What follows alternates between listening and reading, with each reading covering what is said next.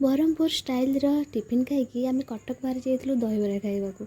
ବର୍ଷା ପାଗରେ ଭିଜି ଭିଜି ଯାଇଥିଲୁ ସତ, କିନ୍ତୁ ଦହିବରା ଖାଇବାକୁ ନୁହଁ, କିନ୍ତୁ ଗୋଟେ କାମ ଥିଲା। ଆପଣଙ୍କୁ ଯଦି ଜାଣିବାର ଅଛି ତାହେଲେ ମୋ ସହିତ ଆପଣ ଶେଷ ପର୍ଯ୍ୟନ୍ତ ରୁହନ୍ତୁ। ଆଜି ହେଉଛି ଶ୍ରାବଣ ମାସର ଶେଷ ସୋମବାର। ଆମେ ମାଉସୀର ମୋର ରେଡ଼ି ହେଇଯାଇଥିଲୁ ଯିବାକୁ ଗଡ଼ଗଡ଼ିଆ ଘାଟ, କାହିଁକିନା ଆମେ ପାଣି ଉଠେଇବୁ ସେଇଠୁ। ତ ଆମେ ଅଲରେଡ଼ି ଗଡ଼ଗଡ଼ିଆ ଘାଟରେ ପହଞ୍ଚି ଯାଇଛୁ। ଆମେ ଗଡ଼ଗଡ଼ିଆରୁ ଉଠେଇକି ସେ ଗଡ଼ଗଡ଼ିଆ ମନ୍ଦିରରେ ହିଁ ଆମେ ପାଣି ଢାଳିବୁ। ତ ଏଇଠି ଆମେ ସବୁ ପୂଜାପୂଜି କରୁଛୁ।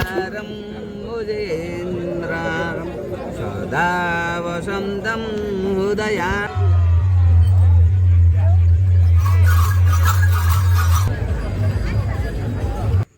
ପୂଜାପୂଜି କରିସାରିଲା ପରେ ଆମେ ପାଣି ଆଣିକି ଠାକୁରଙ୍କୁ ଢାଳି ଦେଇଛୁ।